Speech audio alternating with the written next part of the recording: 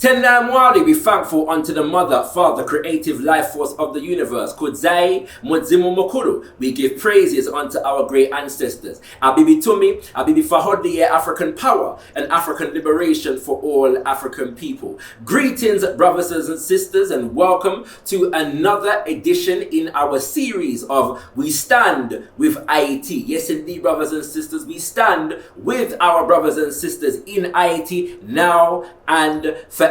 And today we are going to engage in a very special and important conversation with a very erudite scholar in our global African community, and she goes by the name of Leslie Alexander, Sister Dr. Professor Leslie Alexander, who happens to be the author of this great and illuminating book, Fear of a Black Republic.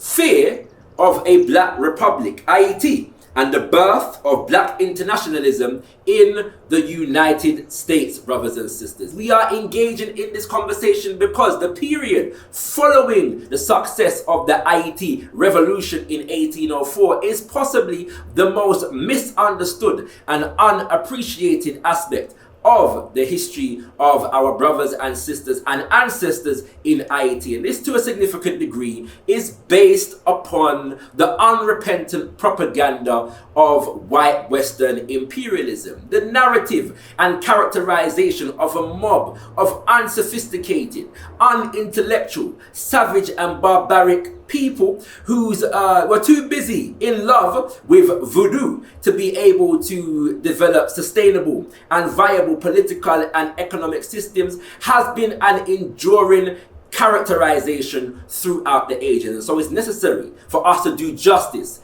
to our ancestors, to our people in IET, and tell the true history. We don't have to sugarcoat anything. We can directly deal with the challenging aspects of the history whilst also telling the truth, brothers and sisters. And our sister, Dr. Professor Leslie Alexander, is here to help us do just that. Sister Dr. Leslie Alexander is the Martin Luther King Jr. Professor of History at Rutgers University, and she specializes in the history of Africans in America and throughout the African diaspora, particularly focused on the political, social, and cultural history of African enslavement and those who fought against it. And so she is a wellspring of wisdom on such topics, and this book elucidates that history. We won't get into everything in this interview, as I'm sure you can appreciate, and so I'm encouraging you to get the book, but we do get into things sufficiently, brothers and sisters. And so with that, let me just give you a small disclaimer that comes with a little bit of an apology. On my end of the conversation, we happen to be experiencing a whole heap of technical glitches that, persisted throughout the conversation, brothers and sisters, yeah? And so every now and then, you will find that reflected in the editing and certain cuts that are made. And also every now and then, there's a little subtitle where the audio may chip out just to fill in what the audio left out. But thankfully, and most importantly, the side of the conversation at which our sister Leslie Alexander was featured was perfect, yeah? And so we are going to share it with you as is, and we know and trust and hope that you and all my hip-hop aficionados will be aware of that title. It sounds kind of familiar to you, and I'm relatively certain that the title was inspired by the group Public Enemy. Am I correct, my sister? Absolutely right. Absolutely right.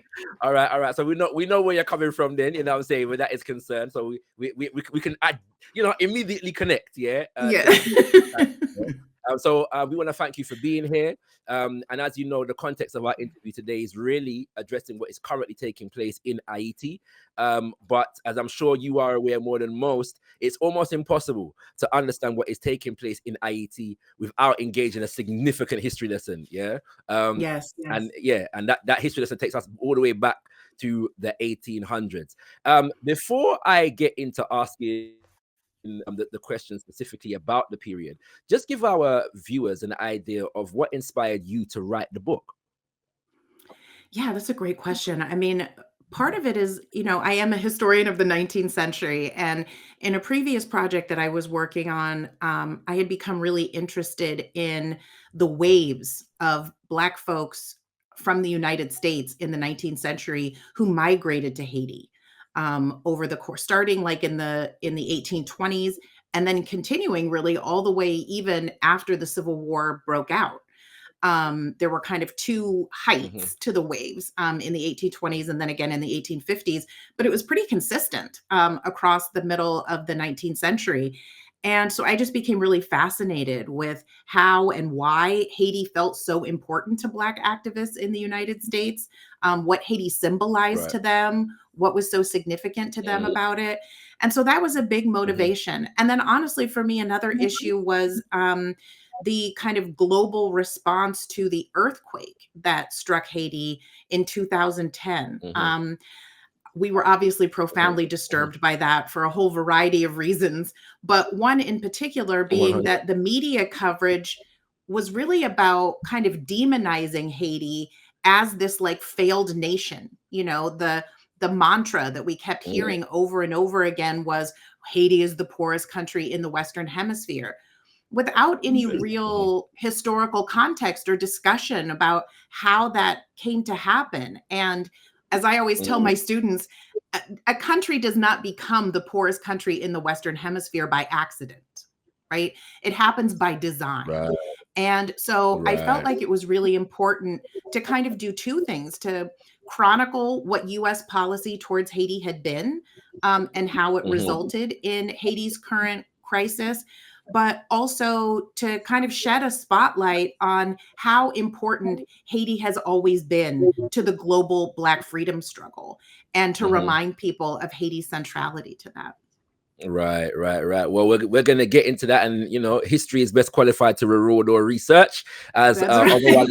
Omowale Brother Malcolm X says. Malcolm, So, yes. right, you know what I'm saying. So we're going to get into that today, my sister. And so we thank you for assisting us, yeah, in contextualizing this history. Let us begin at the beginning, yeah. As we know, Yeah. 1791, the revolution begins, and Haiti is declared independent by its first emperor. I want to begin with the character and the figure of Dessalines, as it relates to the history, because he's been dubbed Dessalines the Ferocious, a Yeah. moniker that I quite like, to be honest with you. But it Yes. comes with, and I think that he would like, yeah, based upon his own pronouncements, right? Yeah, But I think so too. right, the characterization of Jean-Jacques Dessalines as a tyrant, yeah, a Mhm. tyrannical dictator, and brutal in that regard. So Yeah. how should we buy into that? Well, I mean, I'll say for myself, I think that no person is ever just any one thing, right? Like Right. everyone is always deeply complex and Mm-hmm. motivated by a series of things. And I Mm-hmm. think the one thing that I always say about Dessalines, and I think it's true of a lot of the other leaders during that same era, Henry Mm-hmm. Christophe, who we may talk a little bit about too, I think is also a good example of this. Dessalines was 100% committed to the idea that Haiti would never be conquered again, and that the people of Mm-hmm. Haiti would never again be enslaved. And so he was willing Yes. to Yes. resort to what we would, in the 20th and 21st century would call any means necessary, right? Like he was willing to go to the outer extremes of potential policies, potential strategies to make sure that Haiti would never again fall under foreign control and that its people would never Mm-hmm. return to bondage. And so looking at Yeah. that through one lens, right? It's easy to kind of look to sort of dismiss him, right? As being Mm-hmm. excessive, as being over the top, as being very violent, right? Mm-hmm. Being oppressive in some of his policies.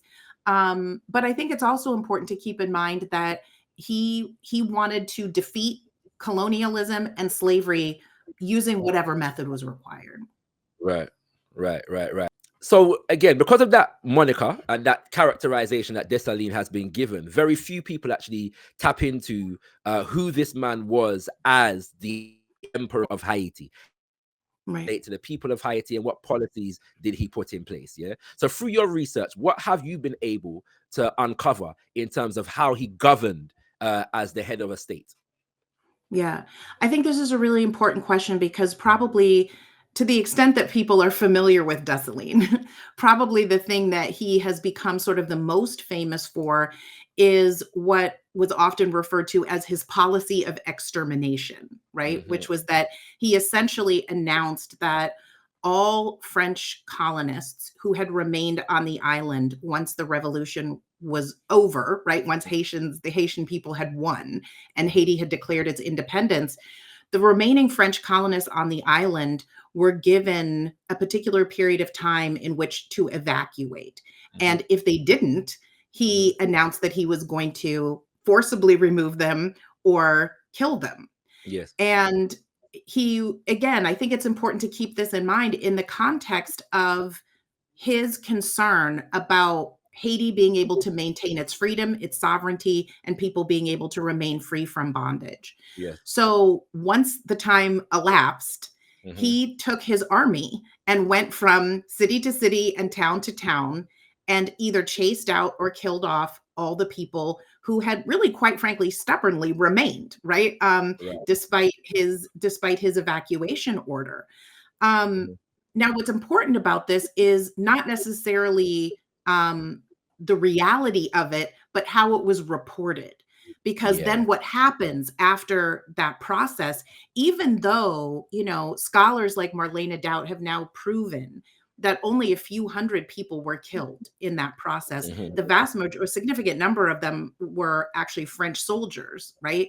The story that spread across the Atlantic world and the story that continues to be told, right, is that there was this massive extermination, right, that took place of white French colonial citizens, which does not really, it doesn't measure up to the reality of how things played out.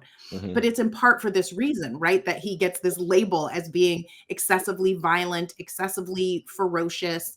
But he's really trying to figure out, how does he protect his people and how does he protect the nation in the aftermath of a revolution? I try to remind my students, for example, sometimes that after the American Revolution, not only were the British required to leave and withdraw, but people who wanted to remain in the United States had to sign loyalty oaths, right? And oftentimes people who refused to were either imprisoned or executed. So it's not as though what Dessalines is talking about is necessarily radically different, right? In terms of what happens after other revolutionary movements. But the fact that he, as a Black rebel leader, has really the audacity and the courage, right, to take that action at the time, really gets him labeled in a particular way that has frankly been unfair, right, but has really sort of stuck over the centuries. I think in terms of other policies, the thing that he's really trying to figure out, and again, looking at the United States as an example of what happens after a revolution, because it happened in the same era, I think is another good example. The nation has to go about figuring out what's the political structure going to be and what's the economic structure going to be.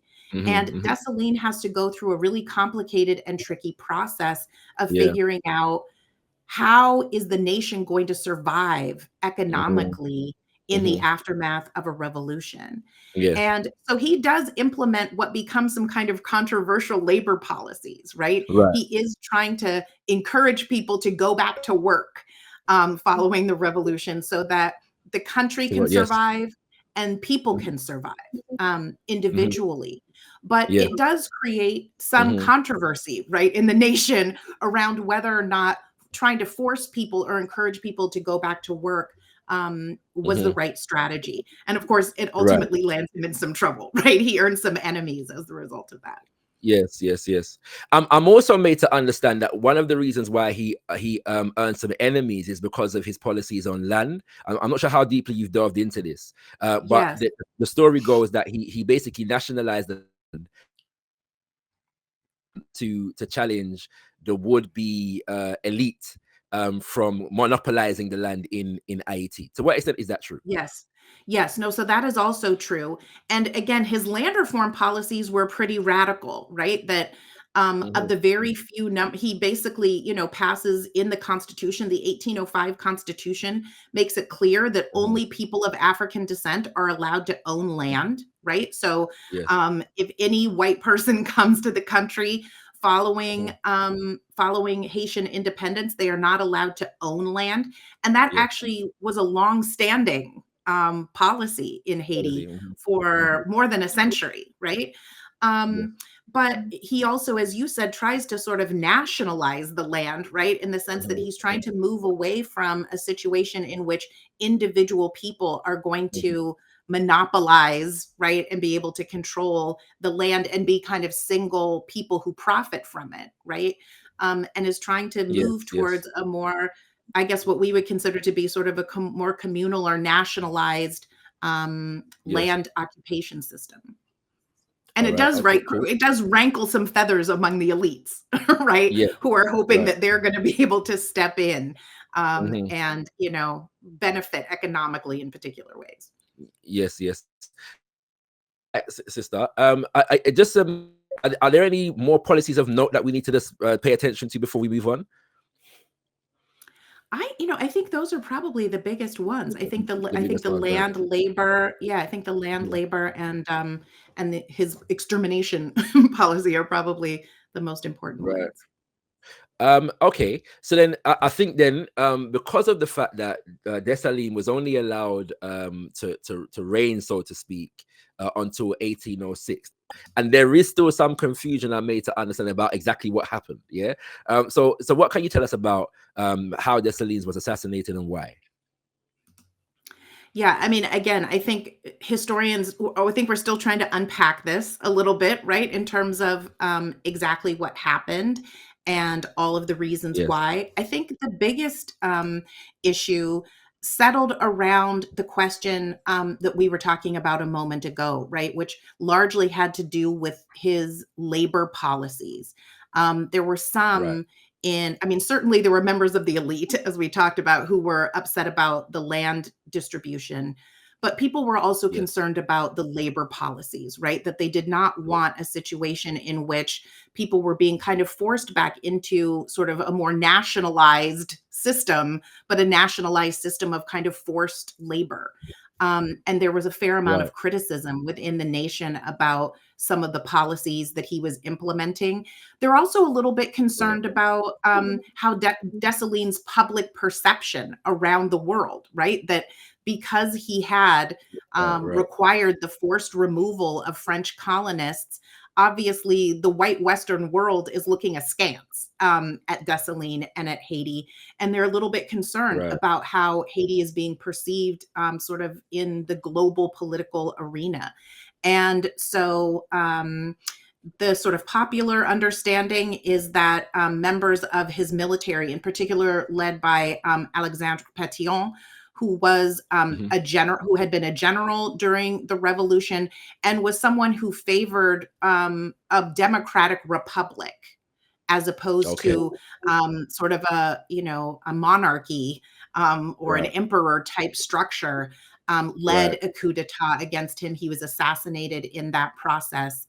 And following his death, Haiti kind of splits into two regions, right? That the conflict continues over the question of what kind of political structure is going to govern Haiti, right? And so now you have northern Haiti and southern Haiti. And in the north, it's governed by Henry Christophe, who later crowns himself king.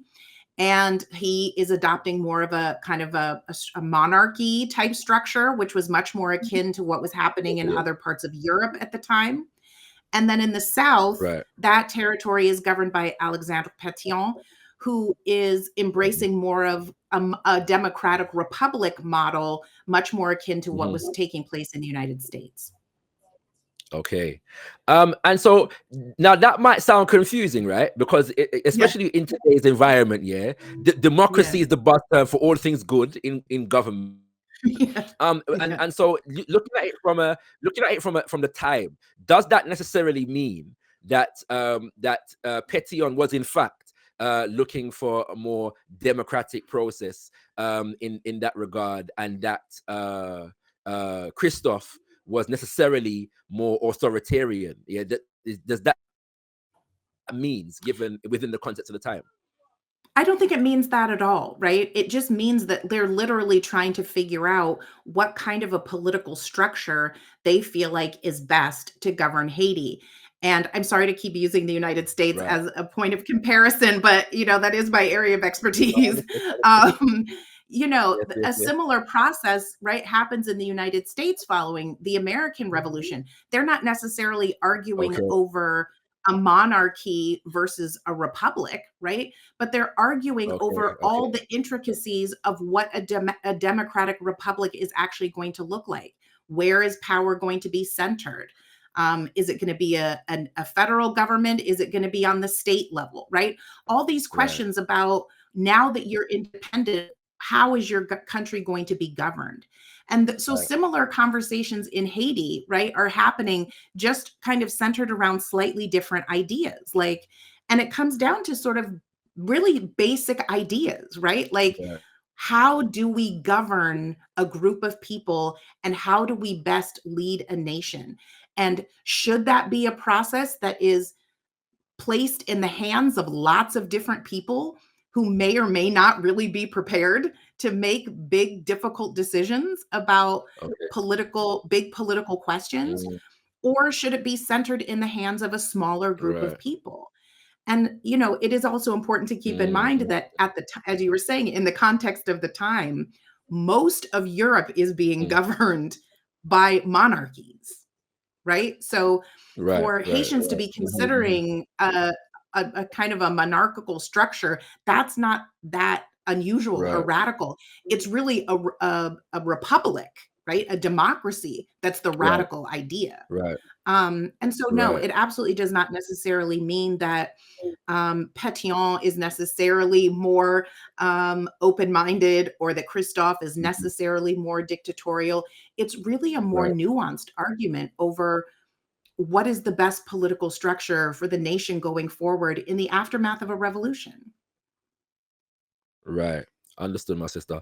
And so then, to what extent is all this decision making the result of how best to deal with the geopolitical context, being that Haiti is the first Black republic, quote unquote, surrounded by nations that are very much invested in the in the maintenance of the system of enslavement. Yeah, so I Yes. guess the place to start with that is concerned is, how did the nations of the world respond to Haiti when it declared itself independent? Yes, I mean, obviously, Haiti declaring its independence really sends shockwaves around the world, particularly in what I think of as the white Western world, right? Right. The leading slaveholding nations in Europe, as well as in the United States. Mhm. And it's the result of exactly what we would think, right? It reveals what I say to my students all the time are the limits of Enlightenment thought, right? Because if we think about Mm, the French Revolution and the American Revolution as results of these sort of Enlightenment ideals about all people, all men are created equal, right? We all have a natural born right to liberty. We all have a right to freedom and equality and brotherhood. These are kind of radical yes. ideas at the time, right? That are connected to the philosophy of the Enlightenment. And when white people are saying we want these things, everybody's on board, right? Mm, But as soon mm, as enslaved Africans are saying, "Oh, wait, you believe in liberty?" It turns out we've believed in liberty for all this time as well, and we would like to have liberty for ourselves.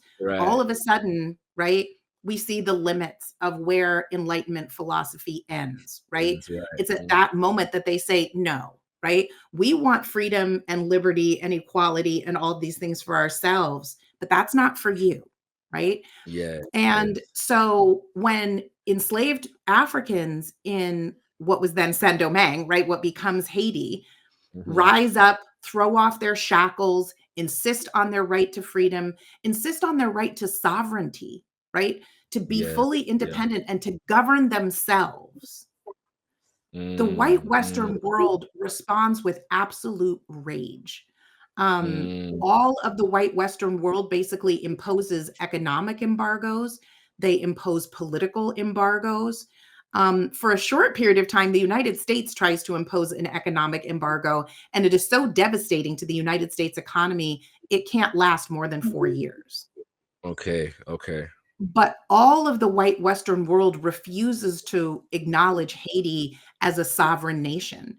And so for the Right. first 20 Right. years or so of Haiti's existence, it's in this very kind of nebulous space of Right. um, actually, in reality, being free and sovereign, but Yes. no one else in the world will acknowledge them as so. The embargo had a devastating effect on the American economy. Why was that? What was America so reliant upon as far as Haiti is concerned? Yeah, it's a really good question. It's actually interesting because most people have no idea that during most of the 19th century, Haiti fluctuates between being the United States' third most important trade partner and its fifth most Mm, important trade partner. There's okay. actually all these newspaper articles that like list like 10 different countries, including places like Spain and Malta, right? All these other kind of leading European nations at the time. Haiti is more important as a trade partner to the United States than all of those other countries combined. And it is because the Yes. United States is dependent on Haiti for a number of reasons. First and foremost, this is a Mm, time when Americans and Europeans have become heavily addicted to both coffee and sugar. And the former colony of Saint-Domingue, right. what is now Haiti, was one of the world's largest producers of both sugar and coffee. So Mhm, the United States is very right. dependent on Haiti for those, what they consider to be those very essential items. The other thing is that Haiti Right. is home to rich, lush forest, um, large forests, rainforests, and other kinds of forest spaces. And so throughout much of Hmm. the 19th century, the United States is steadily deforesting Haiti. They Yes. are taking logwood, mahogany, Mm, right? All of these, Haiti is the number one kind of source for all of the lumber that the United States is using to build and construct itself as it's expanding westward over mm, the course of the 19th century. So those are yes. kind of the biggest, most important trade items. They're also bringing in luxury items, right? So Okay. Okay. Haiti is not necessarily a place that has yet established its own manufacturing systems, Yes. Yes. right? Yes. So Yes. they're Hmm. supplying the raw materials, but then the United States is producing them into finished items and then bringing them to Haiti for sale. Okay. All right. We're gonna get into 1825 in a second. But Yeah. there seems to be a bit of a contradiction in US policy at this time, right? Because they try a trade embargo, it has an effect on their economy, so they do away with the trade embargo. But yet, for a significant period of time thereafter, they refuse to recognize Haiti as a nation. Yeah. Yes. How can we understand what the conflict was there between the economic policy and on the one hand and the political policy on the other? Yeah, I mean, honestly, I think the easiest way to explain it is just sort of like raw, naked capitalism alongside Right. raw, naked racism, right? So it's a situation where the United States is heavily dependent on its trade Yes. relationship Yes. with Haiti in order to survive economically. And yet they Right. literally cannot fathom what it would Right. mean to acknowledge a nation that was born out of a successful slave rebellion and to Mm, acknowledge a nation that is now governed by free, self emancipated, sovereign Black people. right. Right. Haitian scholar Michel Rolfe Trouillot described the Haitian Revolution as the unthinkable. And I think that's a Hmm. really useful way of thinking about it, right? That the white Western world finds what has happened there to be utterly unthinkable. It like flies in the face of Yes. everything they Yes. have told themselves about white supremacy, Mm, about white mm, superiority, about slavery being the natural order of things, right? Everything they have yes. Yes. told Mhm. themselves gets totally undermined and destroyed by the simple fact of Haiti's existence. And so they just literally Yes. cannot allow themselves to politically Right. acknowledge the existence of a free and sovereign Haiti. Now, one might say, listening to that, my sister, that the business class in America was far less racist then than the political class, because the business class was willing to do business, right? Whereas the political class, was not willing to recognize the nation. Is that a reasonable assumption to make, that because these are people who were willing to buy logwood and coffee and sugar, that this was a demonstration of a lack of racial superiority complex on their part? Is that the case? No, absolutely not. And I mean, over the course Right. of the 19th century, there's all kinds of northern businessmen that actually put pressure on Congress to recognize Haiti, to extend diplomatic Right. recognition, Right. because it costs them not Yeah. to have Haiti be recognized. But they make very clear in their petitions, right, that they Right. have no interest, right, in actually acknowledging the racial equality, right, of Right. the Right. Haitian Right. people, but that it actually does economic damage to them, right? So they are very clear, right, that the green is what's most important to them, right? But this is not a Right. situation in which they Right. are advocating for or believe in some kind of racial equality. It's a situation in which Right. literally they're willing to deal with Haiti in order to make as much money as they can. Just to clarify, when you said that it was costing them, I'm assuming you're talking about a trade tariff that Haiti had for imported goods. Is that what you're referring to? Yes, it's not something that starts Right. immediately, but Right. by the 1830s, once France, and we'll get into this in a minute, but once France and Yes. then later England both make the decision Right. to recognize Haiti, the United States is still refusing to do so. And the Haitian Okay. government makes the decision that every ship that flies under the flag of a country that refuses to recognize Haiti's independence has to pay an additional trade Right. tariff. I mean, which actually is Okay. very All right. smart on their part. It's a Yes. fantastic Yes. strategy. It's like, don't recognize Right. us if you don't want to, but it's going to cost you, Right. right? It's gonna Yeah. cost you. Right. Okay. Yeah. Okay. All right. So let's get to 1825. Yeah. Now we know and I always have to, when I mention this, I always have to highlight the fact that France, sailed to Haiti with a number of ships carrying over 500 cannons. Yeah. Yeah. And I also have to put this into context. The United Kingdom of Great Britain and France were constantly at war during this period. Yes. But Britain had the bigger navy. So in order to get to Haiti, France had to get the permission, yes, of Britain, Yes. in order to, Yes. and this harkens back to something that Yes. Napoleon said, which is the fact that both Britain and America are just as dismayed about the possibility of a Black Republic in the Americas as France is, right? So Yes. now they sail and they train the cannons here. Now this might already answer the question, but what is more complex than this, I know. What conditions under which that brought Haiti to the point whereby they agreed to effectively pay France for freeing themselves?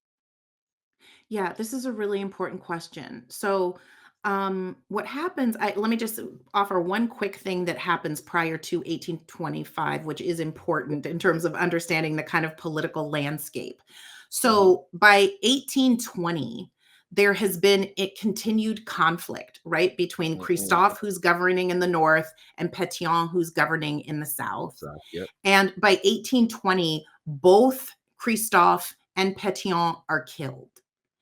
Mm-hmm. And it results in the rise of a new leader, Jean-Pierre Yep. Boyer, Well, who mm-hmm. becomes the leader of Haiti and ends up uniting all of Haiti back under the control of just himself, right? Right. So now Haiti has been reunified by 1820, and there's a new leader, Jean-Pierre Boyer.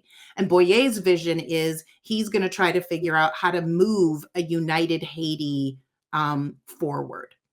So by Mm-hmm. 1825, France had reached a point where they were just utterly exasperated by their relationship with Haiti. They had tried a variety of different kinds of diplomatic strategies, working both with Pétion Right. and with Christophe, trying to Right. regain some kind of French control over the island, and they are just utterly Okay. rebuffed. every Right. time. In fact, I think on one occasion, Christophe has some French diplomats just executed on the spot, right? Like they are just not willing to negotiate under any circumstances. Right.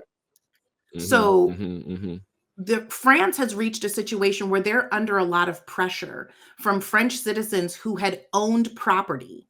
And from their perspective, property means land, but also means human Yes. property, right? People. That they had Yes. lost as the result of losing the revolution. And they're putting pressure on the French government to compensate them for it. Yes. So by 1825, the French government is just completely done with what they see as kind of this wayward nation that they need to get back under control. And so they send the King of France sends a representative to Haiti to meet with Boyer. And they, as you said, arrive with a flotilla of like 14 ships that have like almost 500 cannons. They point them at the Port-au-Prince harbor and say, we would like you to agree, right, to the terms of what this is now called the indemnity, right? We want, they essentially what they ask for is reparations, right?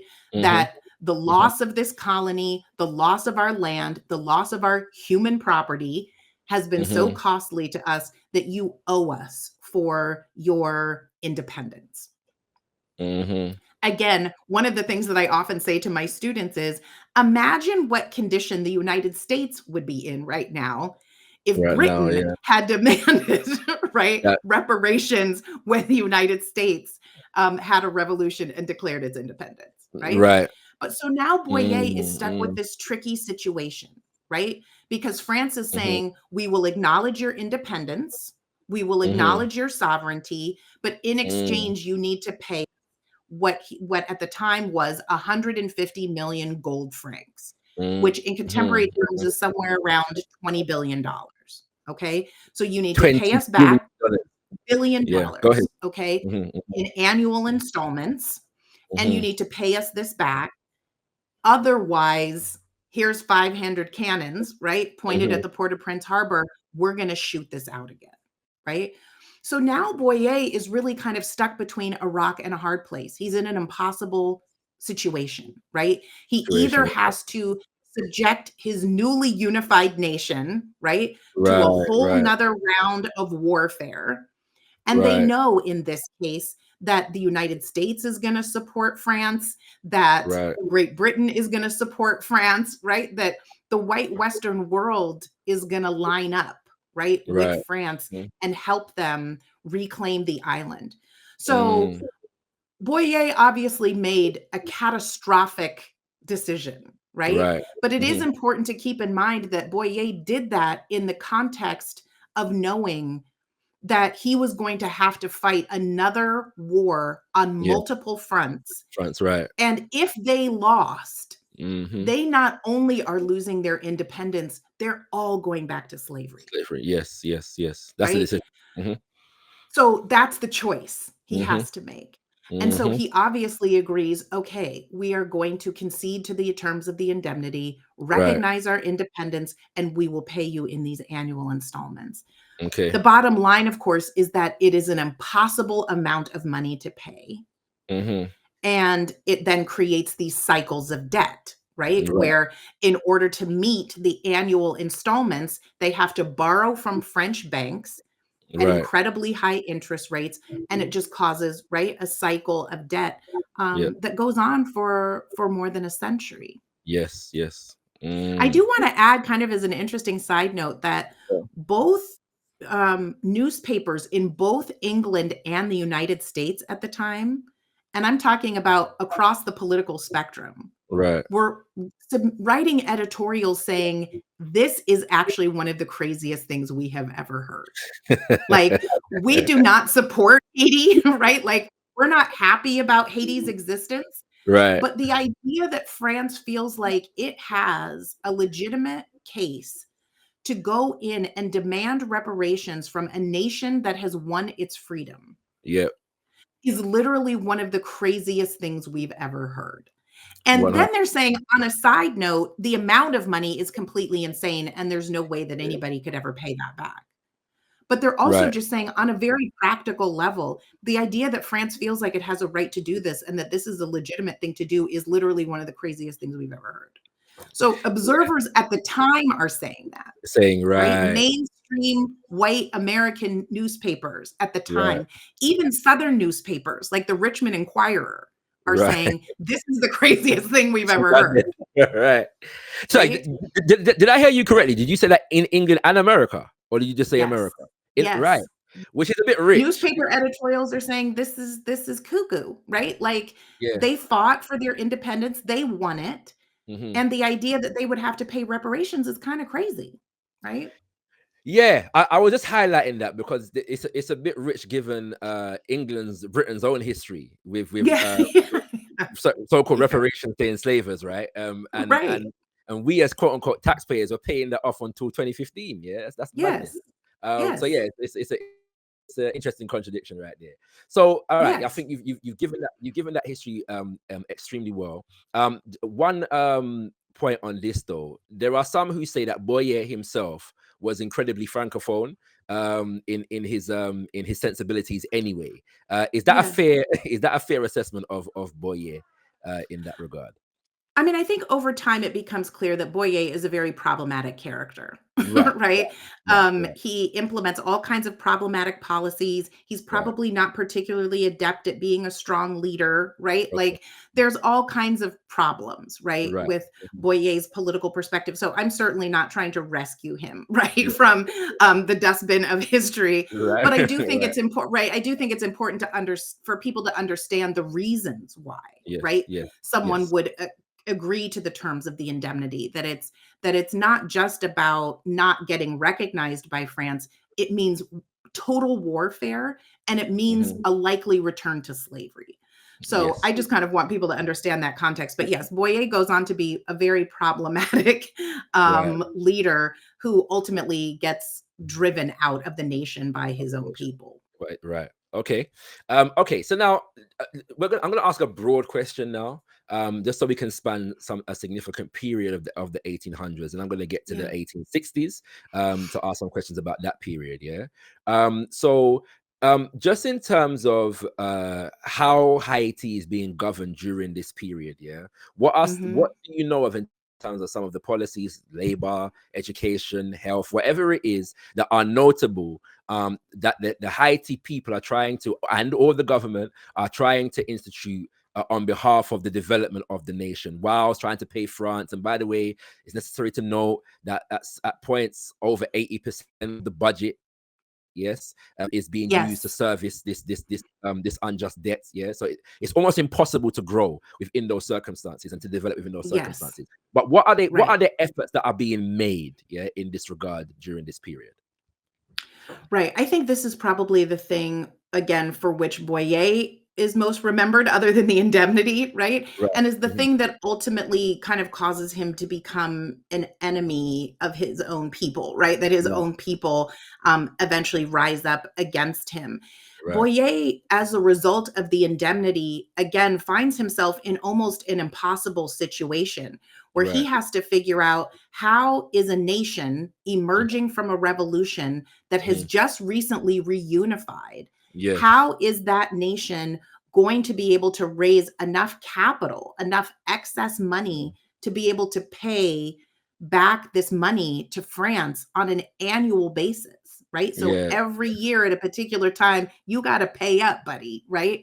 Yeah. Mhm. Otherwise, there's hell to pay, right? Right. Right. So Boyer is in a situation where he's having to try to figure out how to do that. And as you said, because of the cycles of debt that emerge, there Mhm. isn't even any money to go to basic infrastructure like Right. creating schools or making roads or just basic, right, Mhm. functioning of a nation.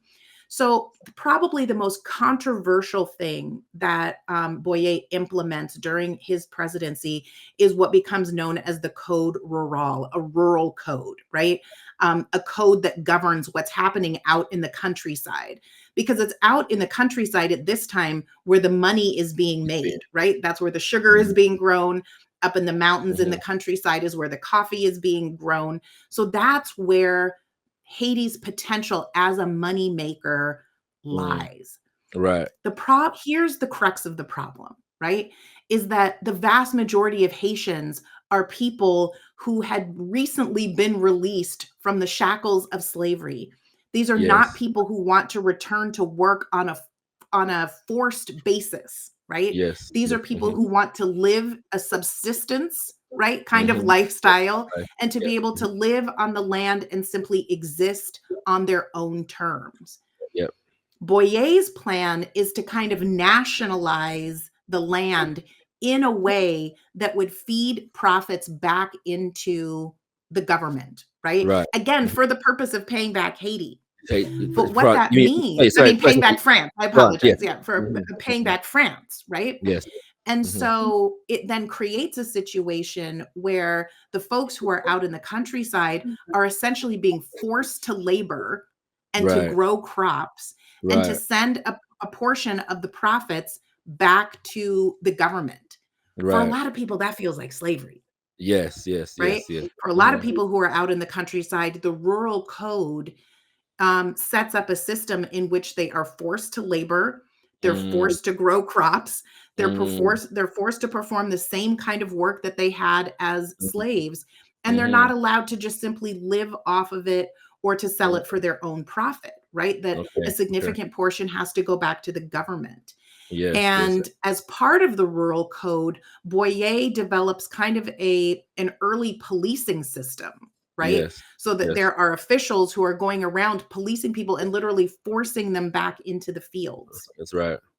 Yeah. The Haitian people are not having that, right? Yeah. Especially Yeah. on the heels of their liberation from slavery and their Yes. successful revolution. And so Yes. it's really those kinds of economic policies Right. that Boyer implements Mm-hmm. that cause him eventually to be Yeah. ousted Overthrown. by his people. But Okay. again, it's important to keep the context in mind that 100. Boyer, we can't know for Yeah. sure, right? Yeah. But it's Yeah. possible to imagine that Boyer would probably not have gone to that extreme Mm-hmm. had Mm-hmm. it Mm-hmm. not been for the fact that he had to Mm-hmm. pay back and meet the The, terms of the, the indemnity. 100%.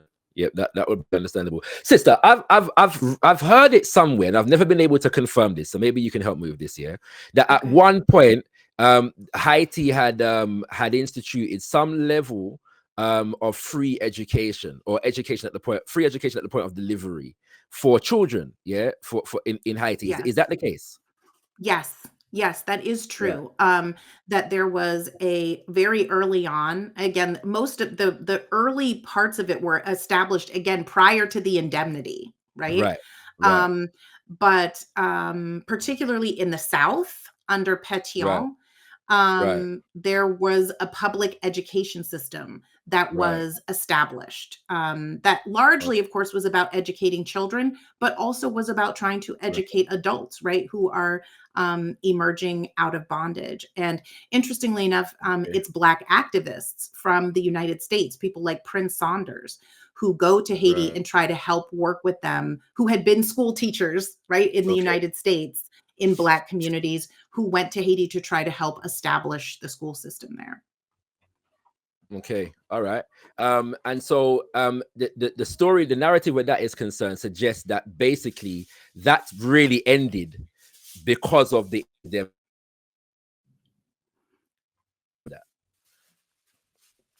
Right, because again, how do you build basic infrastructure of a nation right. when Mhm. 80 to 90% of your governmental budget is going to Yeah. pay debt to Right. France, right? Right. So, how do you lay roads? How do you Right. educate children? How do you Right. provide potable water to everybody, right? Like, how do you just do kind of basic Basic. Yeah. nation building work, right? Mhm. When When that the is vast majority of the available funds that you have are going to France. yeah, yeah.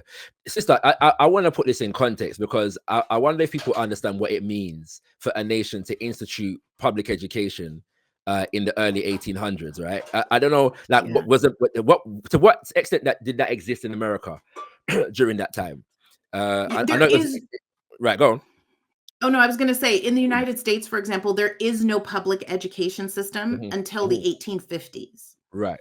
Mhm. So interestingly enough, and it's a similar, right, to Haiti, that it's activists in the United States who first develop a free education system that services specifically Black children who are coming out of slavery. So the first people in the United States to actually get free access to education are formerly enslaved, right? Recently emancipated Northern Black children, right, who are getting access to education. And it is only as the result of that educational system that the United States finally says, oh, well, we need to have public school for everybody, right? Because we can't have these Black children getting free education and white children don't have that, right? This is a radical concept, right? That education should be free and available, that it should be publicly accessible, and to really kind of think about the project of nation building as having education be a central component of that, right? That the way to build a strong nation is to have educated people.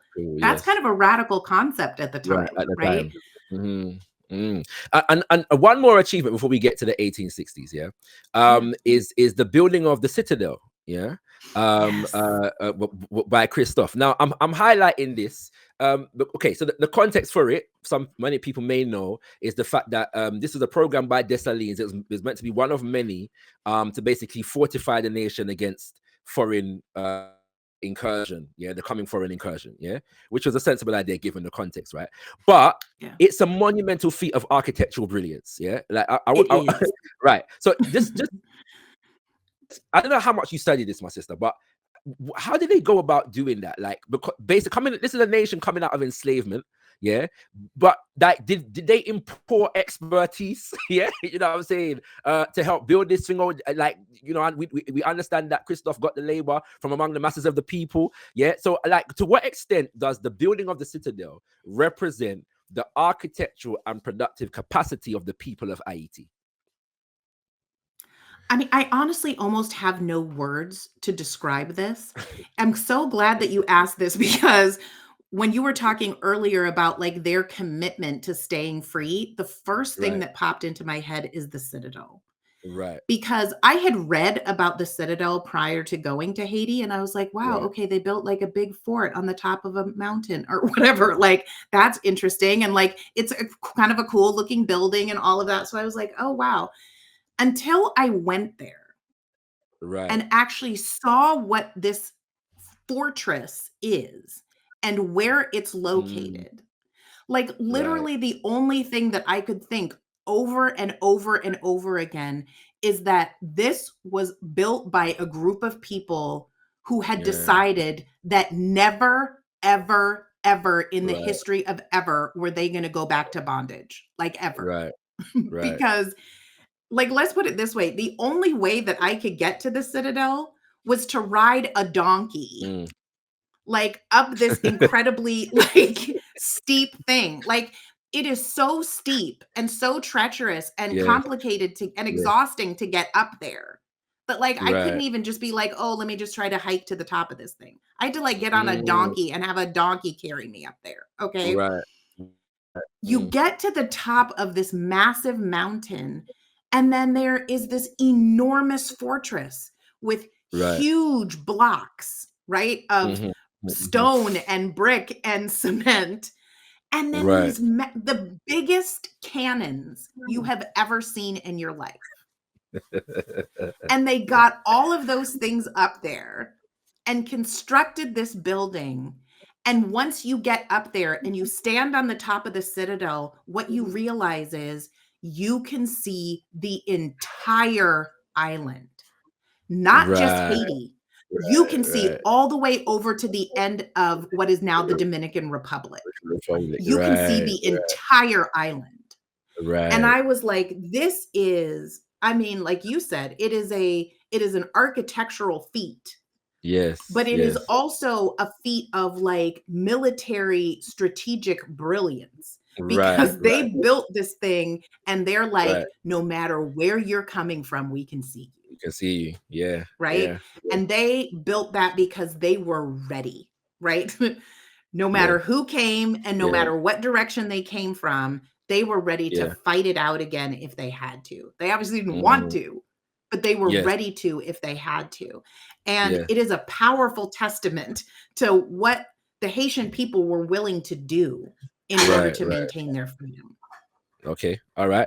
Let's move on. We're going to get to the 1860s. This is important because of the fact that this is the period in which America finally starts to recognize Haiti politically as a nation. What has been America's relationship with Haiti up until this point, and why? What circumstances changed in America that moved them to basically reverse their position on recognition of Haiti?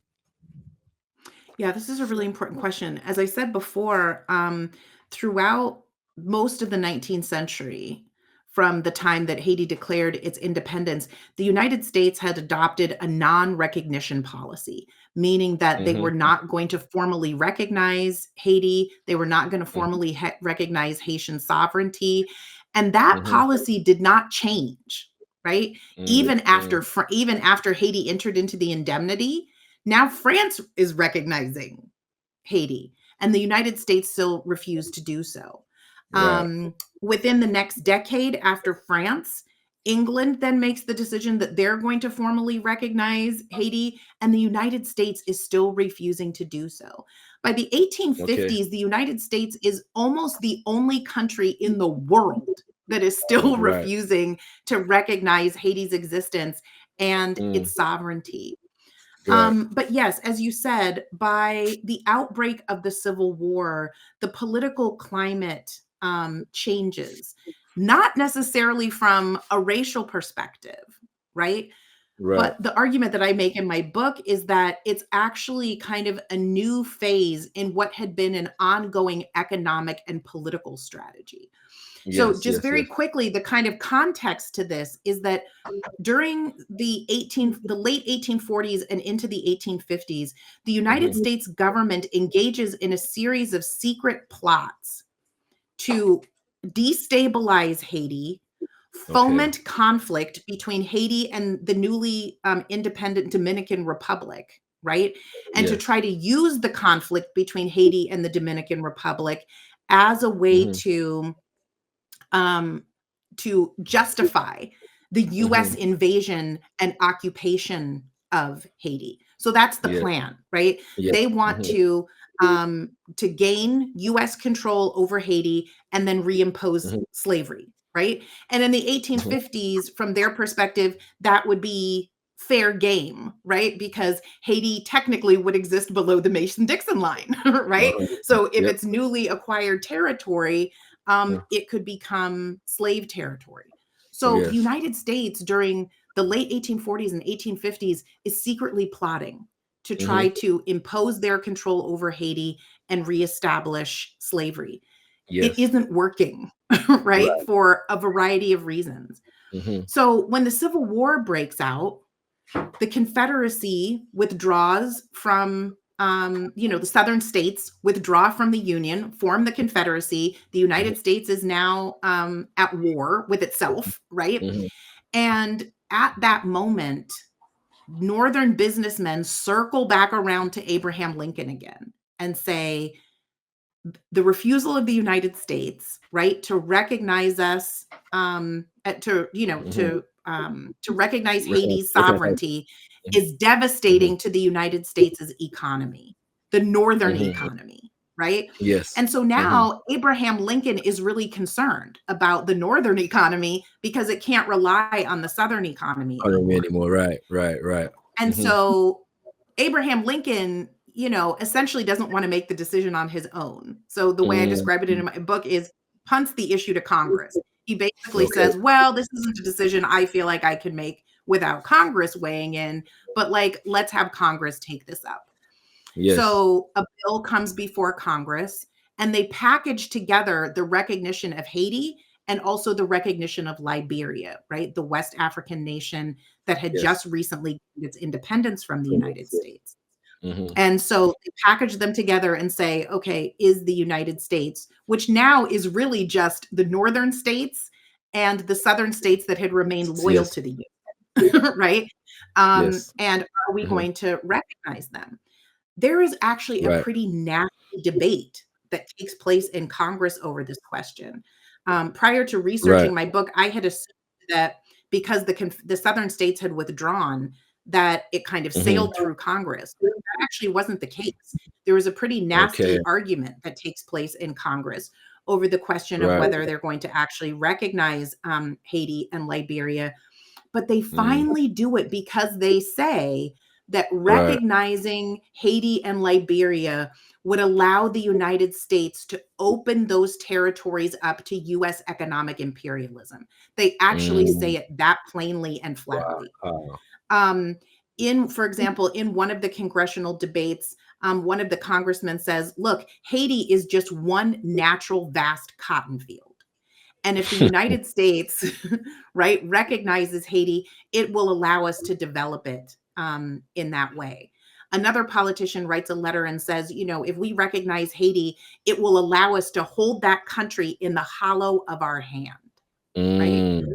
So they basically say recognizing Haiti is good for the economy, right? It allows us to expand our economic imperial reach, right? Reach. To this incredibly resource rich nation. It's probably Right. the most resource rich nation in the Americas, right? From Right. that perspective. Mm-hmm. And so that's the plan, right? Right. So they vote in favor of extending diplomatic recognition to Haiti, and then that's what Mm-hmm. happens, right? Right. That eventually leads up to what becomes the formal military occupation of Haiti by Right. the United States in the early 20th century. 20th century. Okay. Just to clarify, this debate is taking place during the Civil War or after the Civil War?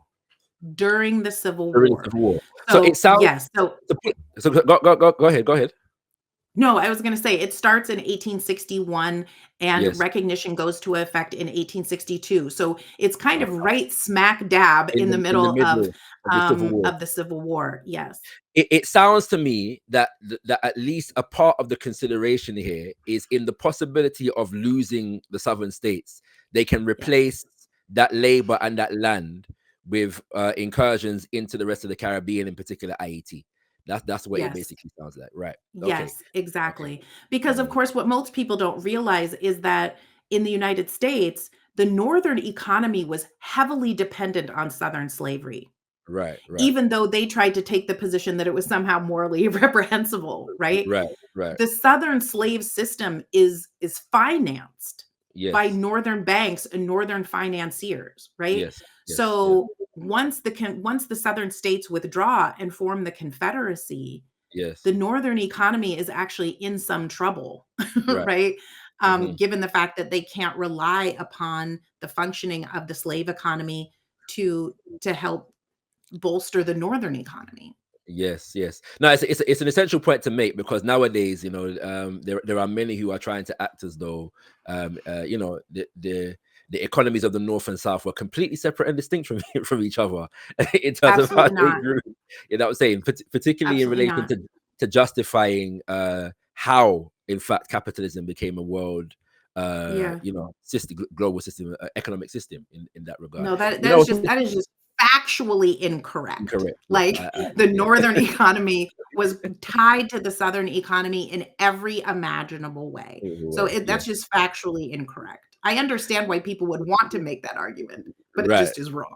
It's wrong. Yeah, I understood, Yeah. my sister. Thank you very much. You did mention something that I did skip over, and I'm tempted to let it pass here, but I think it might be essential to just touch on it. Yeah, which is the fact that at one point the entire island was Haiti.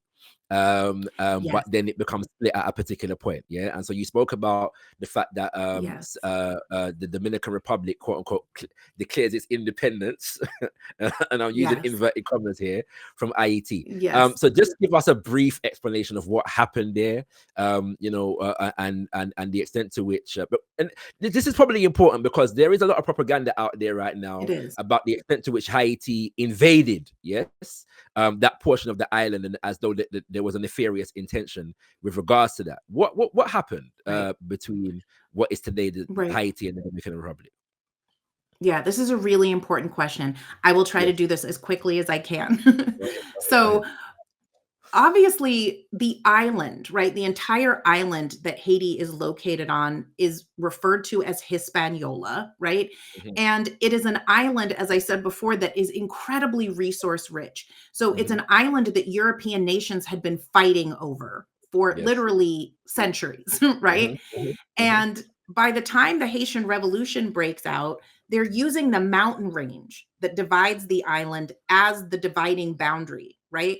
So on the one side of the island is a French colony known as Saint-Domingue, and on the other side of the island is a Spanish colony known as Santo Domingo, right? And so after all the warring, they're finally like, you take this side of the mountains, we'll take that side of the mountains, right? So the island is divided and being controlled by the French and the Spanish. During the course of or following the Haitian Revolution, right? Haiti obviously gains its independence, and Santo Domingo is still under the control of the Spanish. One of the things that Haitian leaders were really concerned about, and they were not wrong to be worried about this because it is precisely what the European nations were planning to do, right? Is to use Santo Domingo as a launch pad, right? To try to attack Haiti and regain control over the island. So once Jean-Pierre Boyer becomes the president of Haiti and unites, right, the northern and southern parts of Haiti under his control, he takes his armies, marches over the mountains, and unites the entire island under his control. So between 1820 and 1844, the entire island of what we now think of as Hispaniola was Haiti. Boyer is driven out of power in 1843. And it creates, obviously, all kinds of political instability. And so in 1844, the Dominican Republic declares its independence and withdraws from Haiti and creates the situation we have now, right? Where there's these nations that are on the same island, still divided by the mountain range, right? Haiti on one side and the Dominican Republic on the other side. I'll just say really quickly that there obviously has been longstanding tension between these countries, largely because the Dominican Republic has wanted to remain independent. And at periods of time, Haiti has tried to regain control over the Dominican Republic, particularly in the 19th century. The one piece of context that I would give to that, again, goes back to what was actually a legitimate fear, which was that the Dominican Republic would be used as a launch pad for the white Western world to regain control over Haiti. And so Haiti did become very aggressive towards the Dominican Republic, and a number of occasions tried to force the Dominican Republic back under Haitian rule. And did so often using very brutal military strategies. So I think it's important to acknowledge that history. But I think it's also important to acknowledge that the reason that they did that is they knew that the white Western nations, including the United States, were actually trying to create conflict between the two nations and use the Dominican Republic as a way to reimpose slavery in Haiti. I think it's also perceived that a lot of the motivation behind the quote unquote independence of the Dominican Republic in that regard wasn't necessarily coming from African people in that region. It was coming from the French and Spanish elite. That's right. That's right. Who were agitating for in that regard. Okay. That is right. Right. So there's a whole history there, brothers. It's beyond the scope of our conversation today. I'm trying to do like the quick and dirty version, but I understand, But another day we'll come back to that, brothers and sisters. I want to go forward now. So many people will be unaware of the fact that the American military incursion into Haiti begins in the 19th century, in the 1800s, and it only picks up after the 1860s when they recognize Haiti as a nation. When the Civil War ends, this seems to ramp up their attempts, and so we get to there's a significant event that takes place in the 1890s, which is known as the Mole St. Nicholas affair. But are there any other ones that we need to know about? Yeah, in terms of American economic and military incursions into Haiti in the period post the Civil War. Yeah, and if you can, let's explain what the St. Nicholas affair, the Mole St. Nicholas affair. Sure. So, like I said, part of the reason why I wanted to kind of underscore what happens during the congressional debates around the recognition of Haiti, part of the reason why I wanted to underscore that point is because I think it is important for people to recognize that there had been a long history of the United States trying to extend economic imperial control over Haiti over the course of the 19th century. And so what would normally have been viewed as a victory, right? The United States finally agreeing to recognize Haiti as a sovereign nation is actually kind of turns out to be sort of a devastating moment, right? Where once now the United States has formally recognized Haiti, they now feel like they can move forward with their plans at economic conquest in that region. And so in the 1870s, for example, there are various discussions in Congress about whether the United States is going to annex portions of the island for the purpose of U.S. control.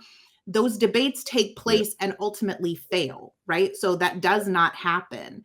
But the United States government's interest and the United States business interests in trying to exploit Haiti and exploit that region don't go away, right? So what happens, and again, I'll just try to do this briefly, but what happens in the latter portion of the 1880s, once the kind of first wave of their economic expansion efforts fall by the wayside, the United States government becomes interested in trying to develop a small island off the coast of Haiti to use as basically a naval installation, right? And so they want to try to gain control over that space to use it for U.S. military purposes.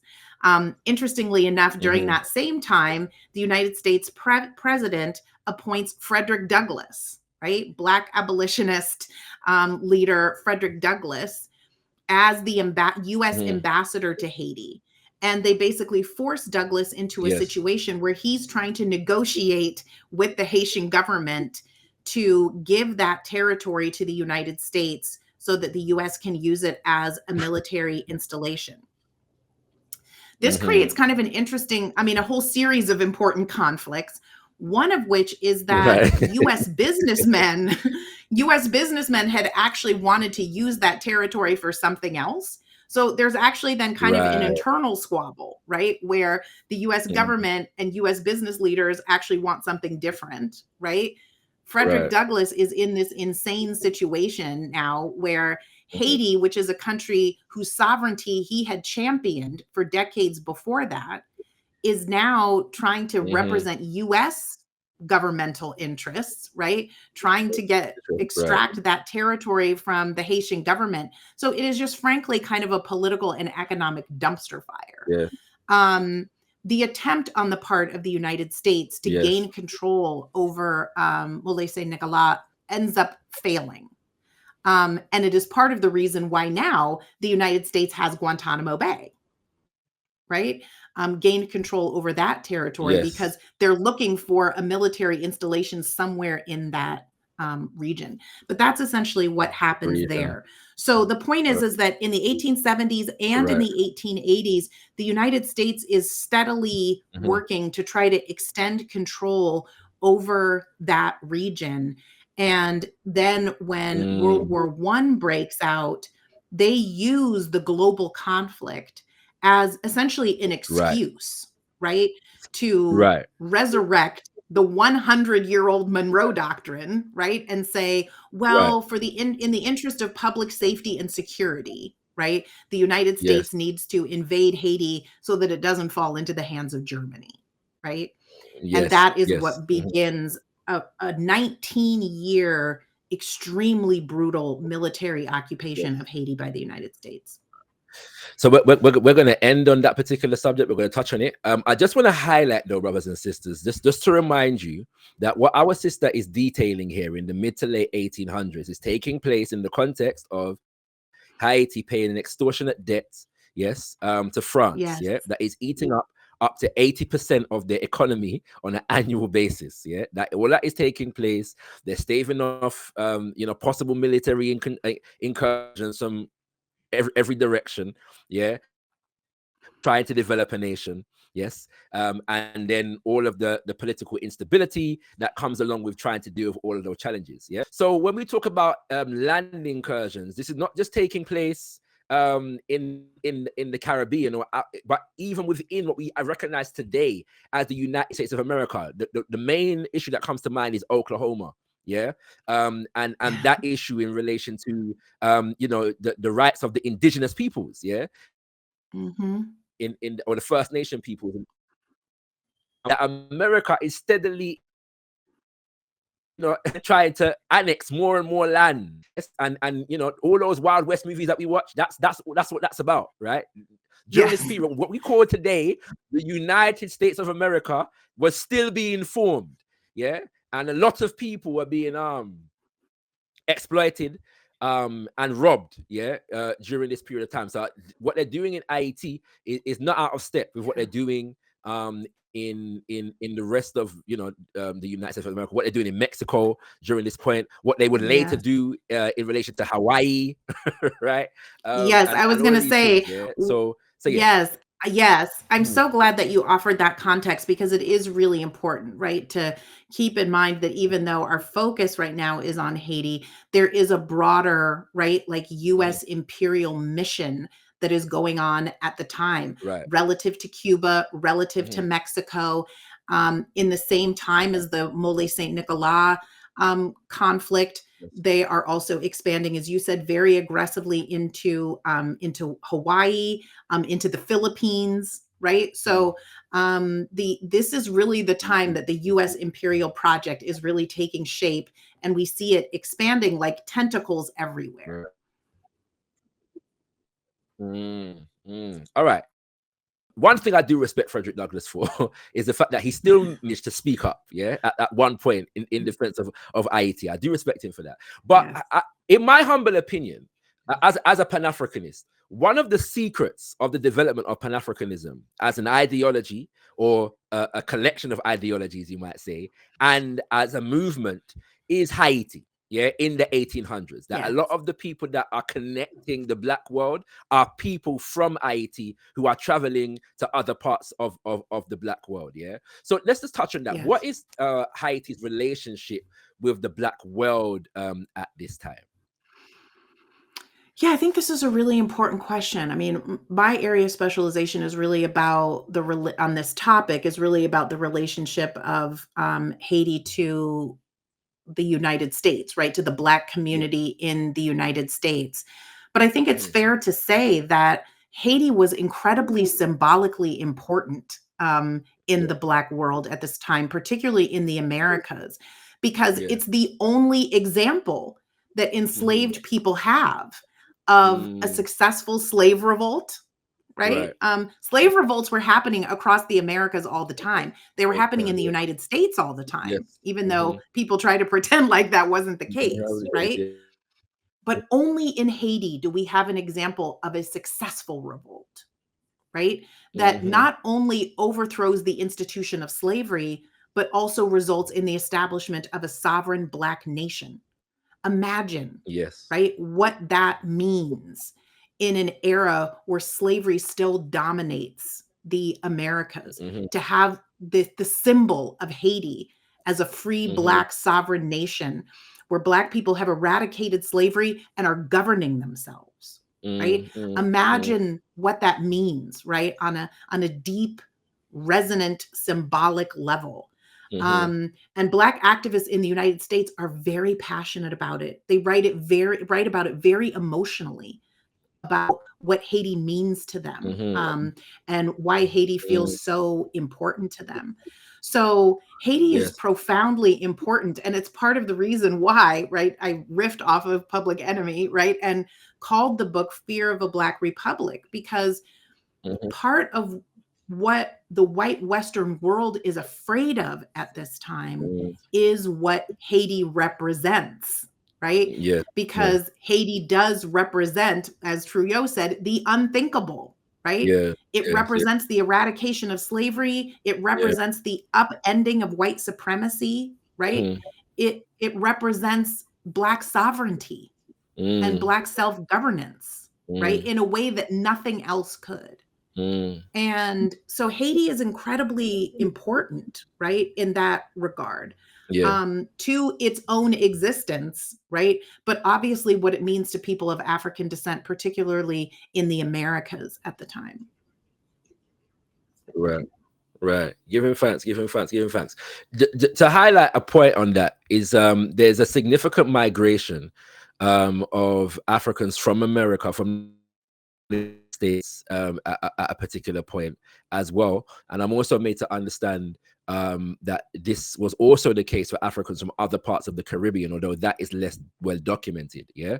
Now I've mentioned this a few times, you know, in these conflictual times on social media, and what is fired back at and returned to the United States. Yeah. And that statement is made proudly by people who are extremely allegiant to the Stars and Stripes, Black people who are extremely allegiant to the Stars and Stripes. Yeah? But just to highlight this slightly more, what are the circumstances under which Africans traveled from America to Haiti, and what are the circumstances under which some of those people return back to the United States? Right. Good question. Okay. So, the migration of Black people from the United States to Haiti really starts probably right around 1820.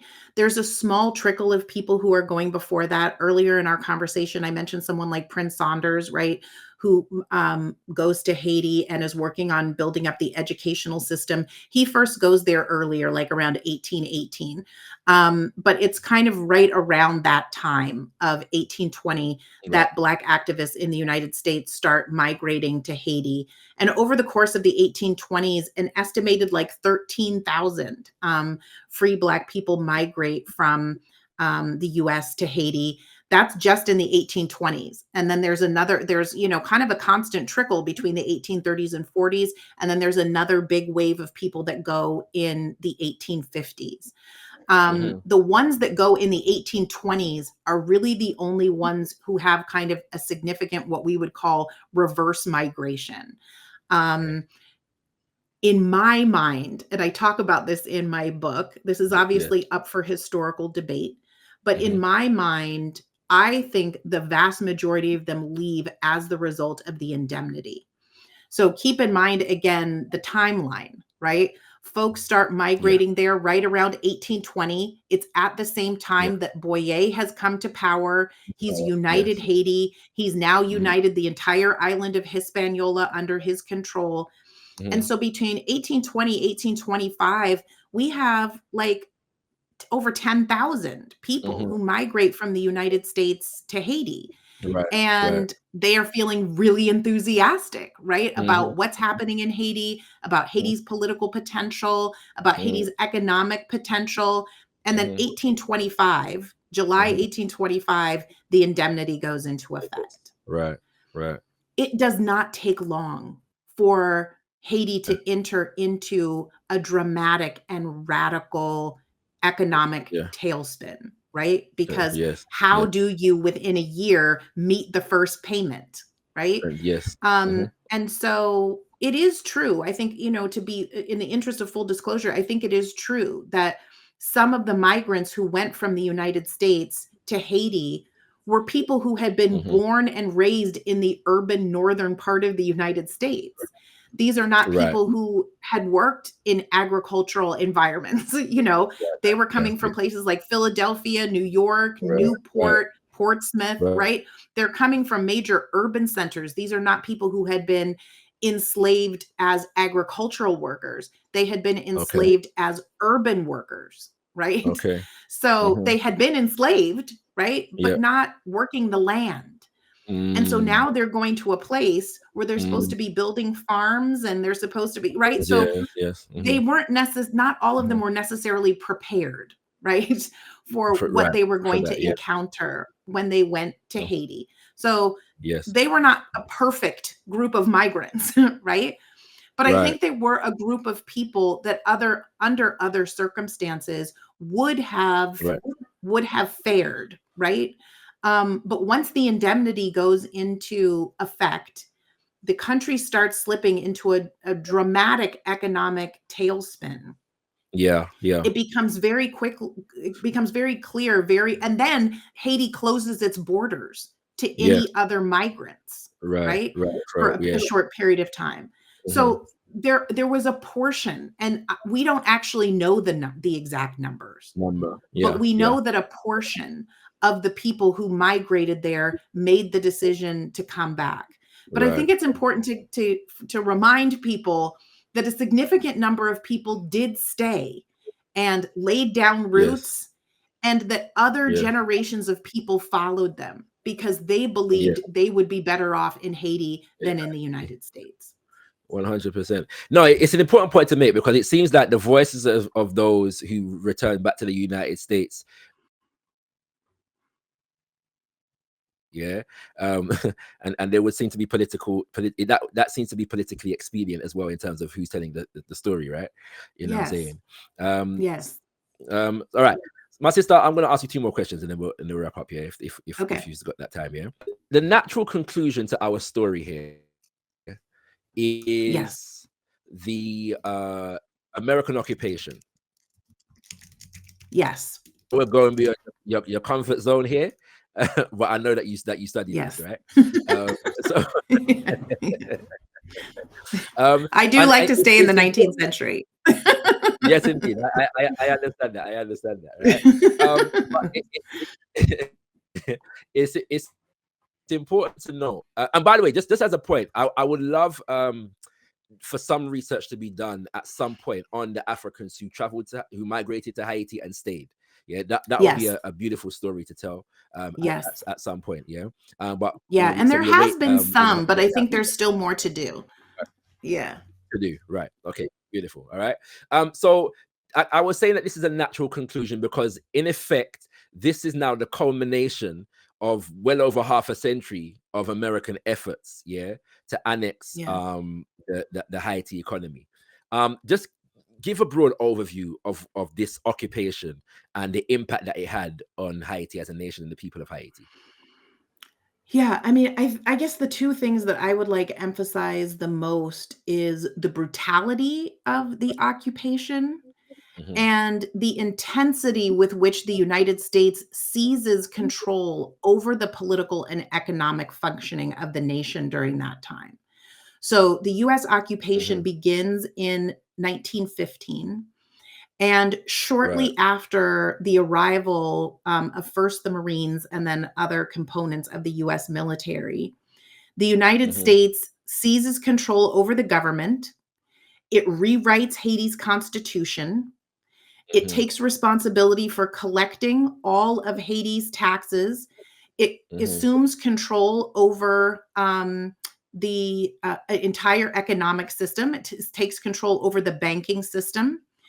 And it essentially rewrites all of the laws and takes control over the entire governing system. And when the Haitian people rise up and try to protest against it, they brutally murder and execute people in some of the most horrifying descriptions I have read. And I should say, I am a person who regularly studies and focuses on slave revolts and the executions of the people who participate in those. So I read a lot about brutal cruelty and the viciousness with which the U.S. military dealt with Haitian rebels. It is absolutely horrifying. And so over that 19-year period, they are essentially, the US government via the military is essentially running Haiti, both economically and politically. Yes. I think probably the most important thing that takes place during the occupation relative to kind of the long-term consequences for Haiti, and Mm-hmm. of course also for the United States in a different way, Mm-hmm. is that during the occupation or shortly after the occupation, the Mm-hmm. United States maintains control over the fiscal functioning of Right. Haiti. And during that time, they force Haiti to accept a debt consolidation loan, which is designed to pay off the remainder of the money that Haiti owes to France as a result of the Mm-hmm. indemnity. But it creates a Yes. new debt that now Haiti owes to US banks, right? And Yes. to the US government. Probably the most noteworthy example of this is Citibank, right? So, for basically the remainder of the 20th century, Haiti has been locked into paying now back the United States and US banks Mm, for the mm, debt consolidation loan that was extended to them to pay off the original 1825 indemnity. So we are now entering in 2025, we will mm. now be entering into 200 years of Haiti having to pay off Yeah. this original debt that everyone around the Mm, globe agreed at the time was crazy. mm, hmm, mm. Serious thing. It's amazing, my sister, what has taken It place. And is. what's even more amazing is that we live in a world whereby so few people know about this and have the Yes. audacity to look down upon our brothers and sisters in IAT. So Yes. that leads me to my final question to you. Preying upon your experience as a historian, yeah, to Yeah. what extent, my sister, is the plight of Haiti today the result of the failings of the people of Haiti and the governments of Haiti? Understanding that they were not perfect and they made all of their mistakes and so on and so forth, right? And some of them as far as leadership is concerned were downright corrupt, yeah, and understanding that Mhm. aspect of it as well, yeah. To what extent can we say that the failings, yes, of Haiti as a state, yeah, as it has been propagated in mass media today, are the result of the personal failings of the Haitian people, or the incursions that he has had to suffer from white Western imperialist powers?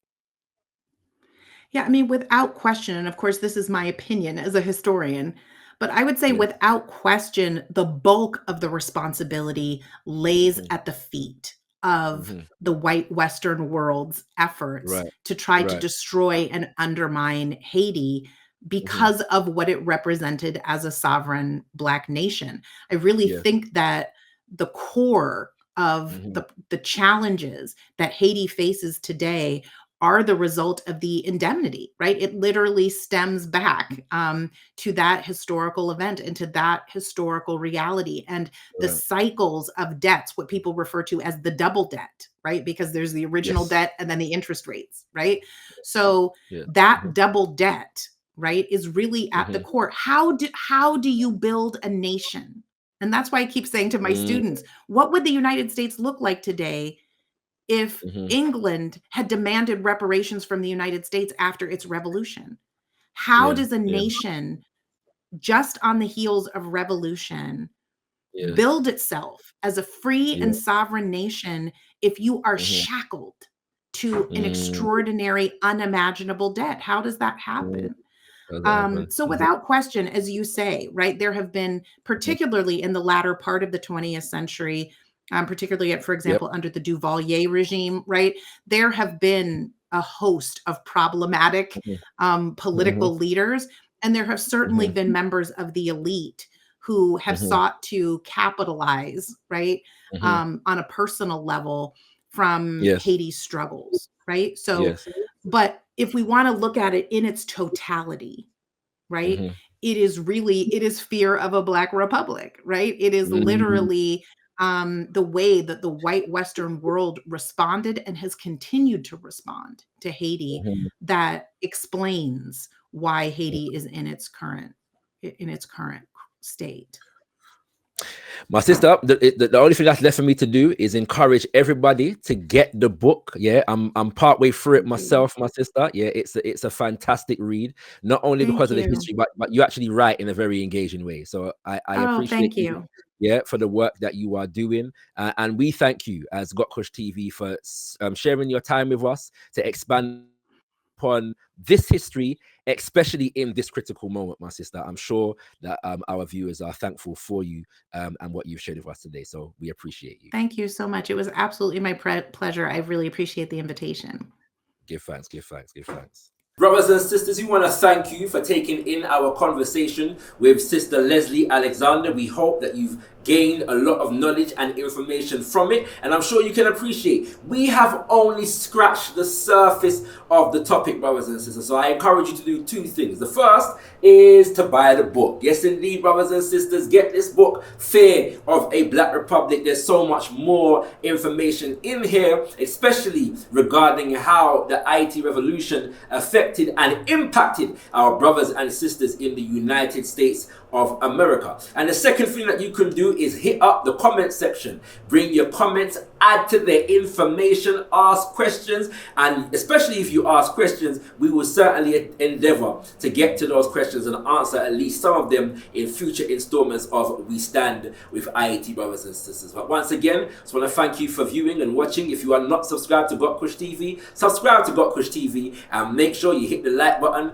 on your way out. We stand with IET. Bon combat. Ayi bobo.